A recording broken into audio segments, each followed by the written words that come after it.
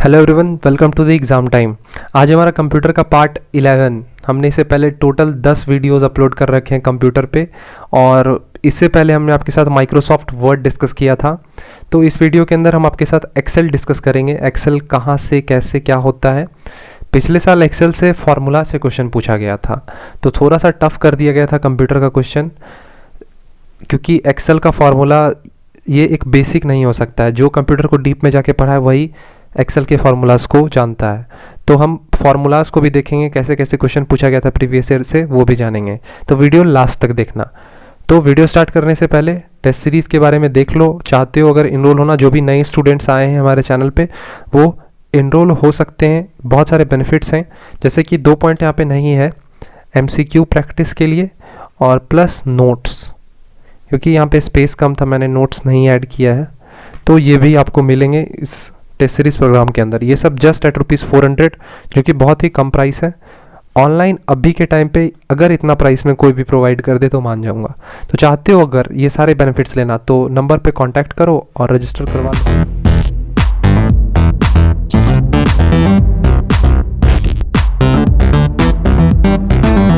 तो देखो, आज का हमारा टॉपिक है माइक्रोसॉफ्ट एक्सेल। सबसे पहले ये जानो MS एक्सेल होता क्या है। MS एक्सेल एक सॉफ्टवेयर प्रोग्राम है, किसका? माइक्रोसॉफ्ट का, माइक्रोसॉफ्ट ऑफिस सूट का या फिर माइक्रोसॉफ्ट कॉरपोरेशन का।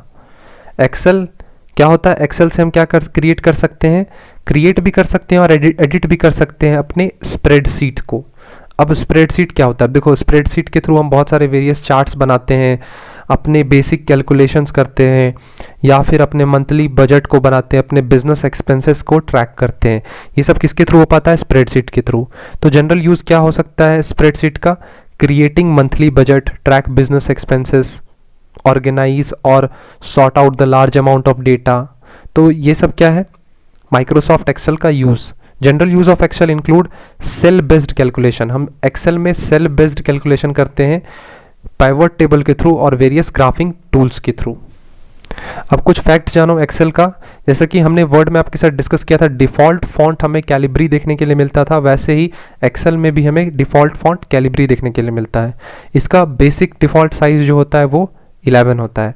एक्सटेंशन फाइल XLS रहता है, जो कि 2007 से पहले हमें देखने के लिए मिलता था, लेकिन 2007 के बाद हमें .xlx देखने के लिए मिलता है।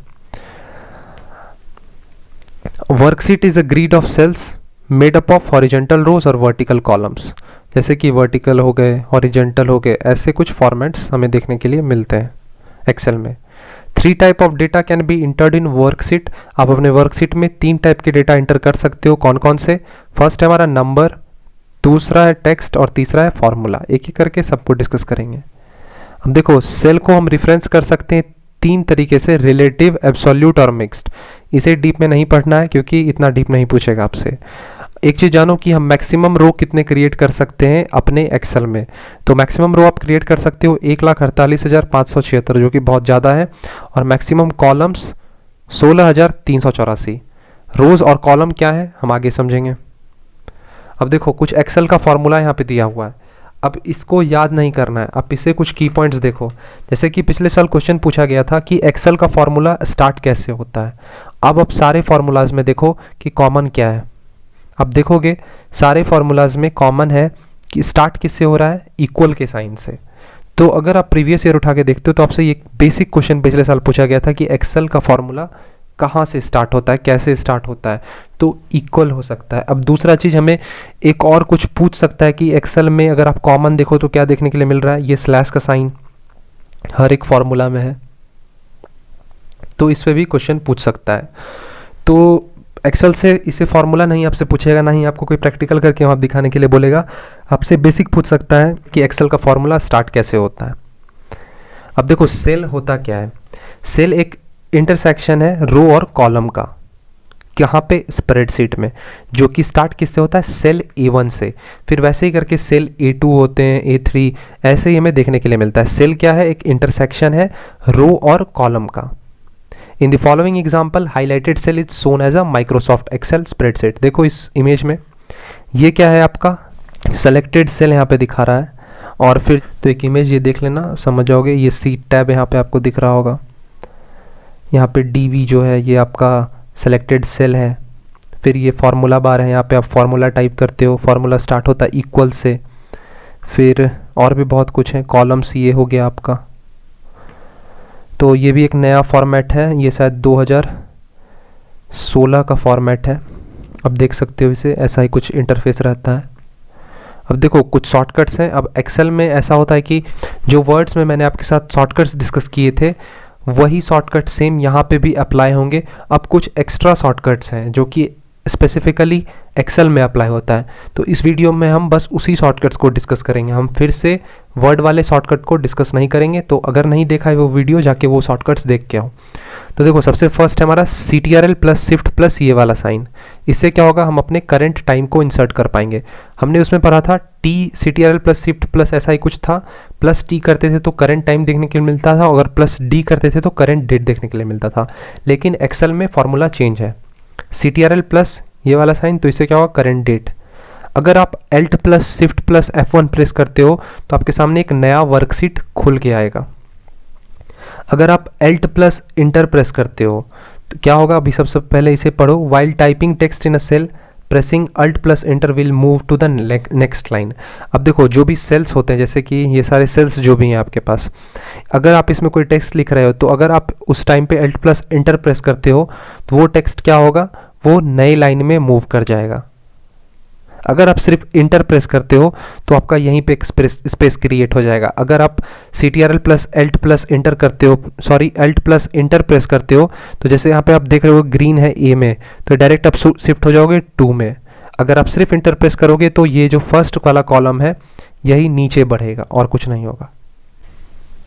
अब देखो शिफ्ट प्लस F3 प्रेस करने पे एक्सेल का फॉर्मूला खुल के आएगा, जो भी आपको विंडो देखने के लिए मिलता है। F5 shift plus F5 press करने पे सर्च बॉक्स आता है। अगर हमें सेल विंडो का फॉर्मेट खोलना है तो CTRL प्लस 1 प्रेस करेंगे, और अगर हम Alt प्लस इक्वल का साइन प्रेस करते हैं तो क्या होगा, create a formula to sum all of the above cell. ये एक फॉर्मूला क्रिएट कर देगा जितने भी आपके सेल्स हैं सबको सम करने का। और भी कुछ शॉर्टकट्स हैं जैसे कि CTRL plus shift plus 1।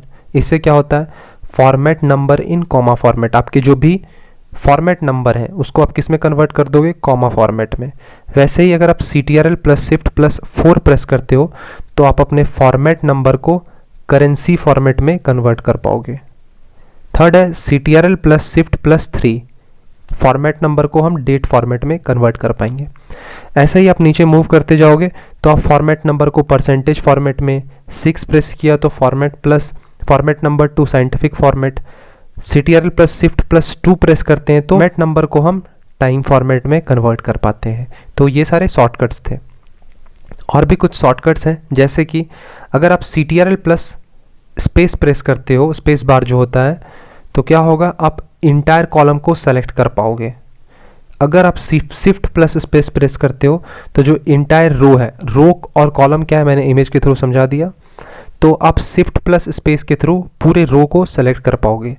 CTRL plus minus का साइन अगर आप प्रेस करते हो तो आप सेलेक्टेड कॉलम या फिर रो को डिलीट कर पाओगे।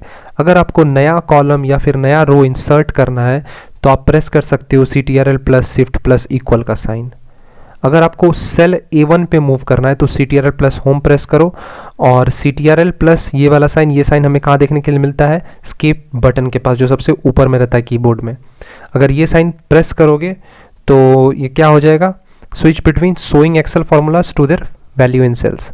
और लास्ट जो कि है CTRL प्लस स्पेस प्रेस करने पे एक इंटायर कॉलम हमें देखने के लिए मिल सकता है जिसे हम सेलेक्ट कर पाएंगे किसके थ्रू, CTRL प्लस स्पेस के थ्रू। और भी कुछ बेसिक शॉर्टकट्स हैं जो कि आपको ऊपर में देखने के लिए मिलेंगे, F1 button, F2 button, F3, ये सब हम कहाँ देखते हैं, ऊपर में। तो F2 से क्या होगा, आप सेलेक्टेड सेल को एडिट कर पाओगे। फिर F3 का दिया है, अगर आप कोई नेम क्रिएट करके रखे हो पहले तो उससे क्या होगा, वो नेम आप फिर से पेस्ट कर सकते हो। F4 से रिपीटेड एक्शन कर सकते हो, जैसा कि मैंने वर्ड में भी बताया था। अगर आप पहले इससे पहले डिलीट प्रेस किए हो, फिर से आप अगर प्रेस कर देते हो F4 बटन, तो क्या होगा, आपका डिलीट फिर से होना स्टार्ट हो जाएगा। F5 से क्या होगा, आप एक स्पेसिफिक सेल पे जा सकते हो, मान के चलते हैं सेल नंबर 6। अगर आपको चार्ट क्रिएट करना है सेलेक्टेड डेटा का तो F11 प्रेस कर सकते हो। खत्म हुआ, एक्सेल से इससे ज़्यादा कुछ नहीं पूछेगा, सब कुछ कंप्लीट करवाने का कोशिश किया। अब यहाँ पे बताया था ये क्या होता है, कॉलम होता है, फिर से देख लो, और ये क्या होता है, रो होता है।